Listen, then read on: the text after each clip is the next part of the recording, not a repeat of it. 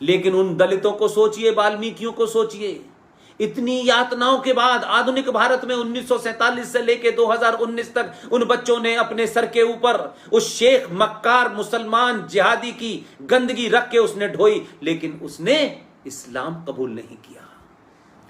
वो ये जानते थे कि इस्लाम क्या है। वो उससे बड़ा कोई हिंदू और सनातनी हो सकता है, लेकिन हम उसे गले नहीं लगाएंगे, लेकिन मक्कारी के प्रकल्प चलाएंगे कि हम घर वापसी कर रहे हैं। यह अजीबोगरीब घर वापसी है।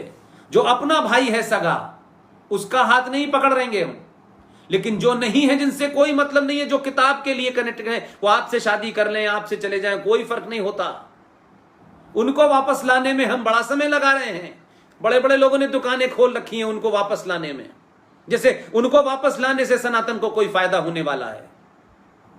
आईएएस और पीसीएस का बनने वाले पढ़े लिखे लोगों ने भी एक दलित के साथ शादी की थी, 2 साल के बाद मारपीट की तो तलाक हो गया, तो बाहर आ गए। तो जाहिल जाहिल ही रहता है, चाहे वो आईएएस बन जाए चाहे पीसीएस बन जाए। जो किताब की मानसिकता है वही आवी रहती है। मेरे सामने जो चुनौतियां हैं संजय भाई, वो चुनौती सबसे बड़ी ये है कि जब ये मंदिर बन जाएगा, बहुत भव्य होगा, और शायद हम में से कोई ना भी हो उस वक्त, तो क्या आने वाली जनरेशन ये नहीं पूछेगी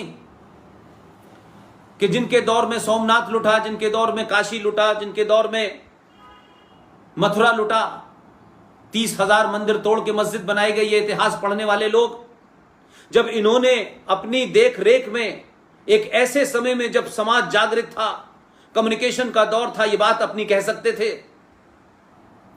ये तमाम सारे लोगों ने इस बात की चिंता क्यों नहीं की कि भगवान राम का ये जो भव्य मंदिर बन रहा है, करोड़ों करोड़ों लोगों की आस्था है, विदेशों से पैसा भेजा जा रहा है, लेकिन कल जब ये शक्तियां सत्ता पे नहीं होंगी, जो शक्तियां आज 20 राज्यों में हैं, केंद्र में सरकार है, फौज है, आर्मी है, एयरफोर्स है, नेवी है, उस सब के बावजूद भी आपको 150 साल लग गए लड़ते लड़ते, और अपनी ताकत से और डर से उन्होंने आपको ऐसा कर दिया कि फैसला आने के बाद भी एक्सेप्ट नहीं किया है। तो मैं कैसे ये मान लूं कि आजाद भारत में आज जो हिंदू सनातनी की ग्रोथ रेट है वो इन जिहादियों के मुकाबले कितनी कम है। ये 25 से 30 करोड़ थे तब, आज इस देश के अंदर संसद द्वारा पास किया हुआ कोई कानून जब बाहर आता है तो ये संसद को नहीं मानते, देश को रोक देते हैं, और ये भारत की महान सुप्रीम कोर्ट ठोड़ियों में हाथ डालती है शाहीन बाग के बाहर बैठने वालों के कि प्लीज आप उठ जाइए। तब नहीं कहती है कि गोली चलाओ, ये कानून का उल्लंघन है, सार्वजनिक सभा को, जगह को आप कैसे रोक सकते हैं, तब नहीं बोलती, तब पुलिस लाठीचार्ज नहीं करती। और शाहीन बाग में असफल हो गए तो किस तरीके से दिल्ली के मुसलमानों ने मिलकर के, जिसमें पार्टियों के भी लीडर शामिल हैं, कुछ सीधे तौर पे हैं, कुछ इनडायरेक्टली हैं, ये मौलवी मुफ्ती हैं, ये मस्जिदें हैं, ये मज़ारें हैं, सबने पैसा दिया दंगा कराने के लिए, आप कुछ नहीं कर पाए। क्या अंकित शर्मा नाम के उस आईबी के ऑफिसर के सीने में जो 150 चाकू मारे गए, उसके बारे में कुछ सोचा आपने? आपने कहा रात हुई, बात हुई, चली गई, क्या फर्क पड़ता है, सरकार सजा देगी। सरकारें कभी सजा नहीं देती हैं, समाज सजा देता है। और जब सरकार तभी सजा देती है जब समाज जागरूक होता है, तब लगता है कि अगर हमने सजा नहीं दी तो हमारा गद्दी पे आना मुश्किल हो जाएगा।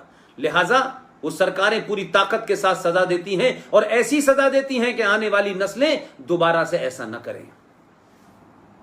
इसलिए जब जब इस देश में जनसंख्या नियंत्रण कानून की बात आती है तो फौरन एक वर्ग खड़ा हो जाता है। यूनिफॉर्म सिविल कोड की बात आती है, एक वर्ग खड़ा हो जाता है। नाजायज तरीके से 370 35A को हटाया जाता है तो इस देश के अंदर आप समझिए संजय भाई कि ये ताकतें कहां तक हैं कि इन ताकतों ने इंग्लैंड के इलेक्शन में, वहां जब दो पार्टियों के बीच चुनाव हो रहा था, कंजर्वेटिव और लेबर पार्टी, तो लेबर पार्टी से यह प्रस्तावना पास कराया कि लेबर पार्टी अगर इंग्लैंड के चुनाव में जीतेगी तो धारा 370 और 35A को यूएनओ में जाकर के हटवाएगी। उन्होंने, उस पार्टी ने यह रेजोल्यूशन पास किया। तो पूरी दुनिया के अंदर सीए के बारे में भ्रम फैला दिया गया। अब आपका प्रधानमंत्री और आपकी सरकारें सब जगह सफाई देती घूम रही हैं। और अमेरिका का चुनाव 3 नवंबर को है। अमेरिका के चुनाव में डेमोक्रेट पार्टी का जो लीडर है बिडेन, उसने यह कहा है Islam is a religion of peace, और मैं जीतूंगा तो हर स्कूल में इस्लाम पढ़ाया जाएगा। आप सोचिए, 244 साल पुरानी डेमोक्रेसी, आधुनिक, दुनिया का सबसे बड़ा देश, दुनिया का सबसे पुराना लोकतंत्र।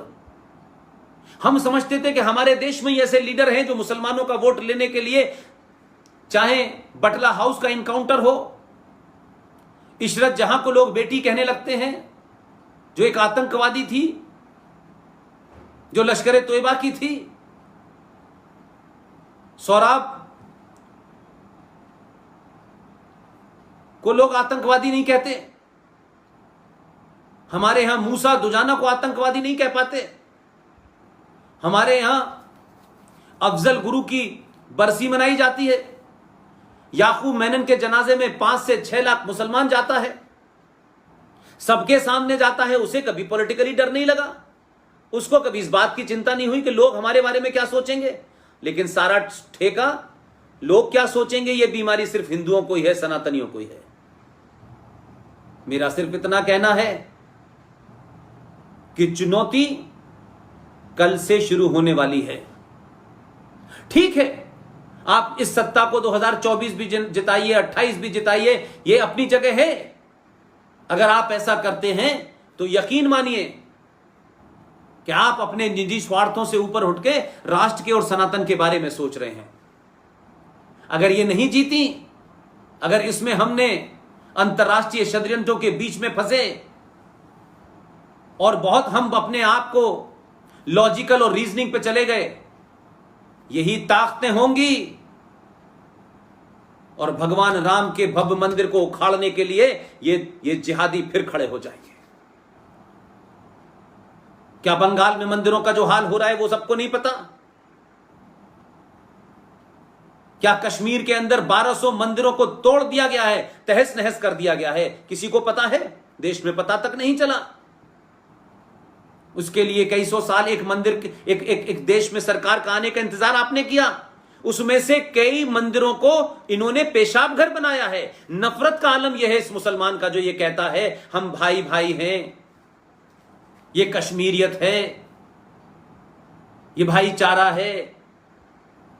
जहां 5% होते हैं वहां सेकुलरिज्म चाहिए, और कश्मीर में 70% होते हैं तो वहां निजाम मुस्तफा चाहिए। वहां किसी किस्म का हिंदू बर्दाश्त नहीं है, न सेकुलर, न कम्युनल, न लेफ्टिस्ट, न राइटिस्ट। वहां 200 वाल्मीकि चाहिए इनकी गंदगी उठाने के लिए, क्योंकि ये तो अल्लाह के यहां से सीधे आए हैं। ये इनकी गंदगी, ये तो अपनी गंदगी थोड़ी नहीं उठाएंगे। ये इसके उठाने के लिए हिंदू कौम के लोग हैं, तो तब भी हमें शर्म नहीं आती। इसलिए ये मंदिर सुरक्षित रहे। ये मंदिर की तरफ आंख उठाने वाला दुनिया में किसी भी मुल्क से चले, अगर उसको वहीं समाप्त करने की ताकत हमने अपने सनातनियों में नहीं पैदा की, तो सरकारें और पुलिस मंदिरों को नहीं बचा सकती। जो आज है वो कल रहेगा या नहीं रहेगा मैं नहीं जानता, लेकिन ये चेतना, हम जीत गए, हम खुश हो गए, फलाना हो गया, और लड्डू बांटो, मिठाई बांटो, ये सब करो, लेकिन ये राय देने वाले चंपत हो जाएंगे, बताएंगे नहीं। फिर इनकी खबरों पे जाके रोइएगा कि जो फैज खां की तरफदारी कर रहे हैं, ये नए नए कोई पीर पैदा हो गया, कोई रईस पैदा हो गया। अरे ऐसे लोग बहुत सारे होते हैं, लेकिन ये शुद्ध सनातन का काम है। ये शुद्ध हमारे मंत्रों से होगा, हमारे संस्कारों से होगा। जो उस किताब को, वो जहरीली किताब, वो क्रिमिनल एंटरप्राइजेस वाली किताब, हम उस सोच के किसी आदमी को अपनी इस पवित्र धरती में, इस पवित्र अनुष्ठान के अंदर, हमें कोई सेकुलरिज्म नहीं चाहिए। पार्टियों को सेकुलरिज्म चाहिए, पार्टियां अपनी दुकानें सेकुलरिज्म चलाएं, मुझे उसमें कोई आपत्ति नहीं है। दुकानें किसी को चलानी है वो दुकानें चलाएं, अपनी दुकान में 4 कारीगर रखें। मुझे ये विश्व भर के करोड़ों हिंदू सनातनियों के आस्था का विषय है। इसलिए मुझे इस किस्म की कोई चीज नहीं सुननी, कोई मुझे कंप्रोमाइज नहीं सुनना। लिहाजा बड़े सारे आपके बीच में से लोग मॉडर्न पैदा हो जाएंगे। ये मॉडर्न मर गए थे जब, ये लिबरल कहां थे, ये मॉडर्न कहां थे, ये फ्रीडम स्पीच वाले लोग कहां थे? कश्मीर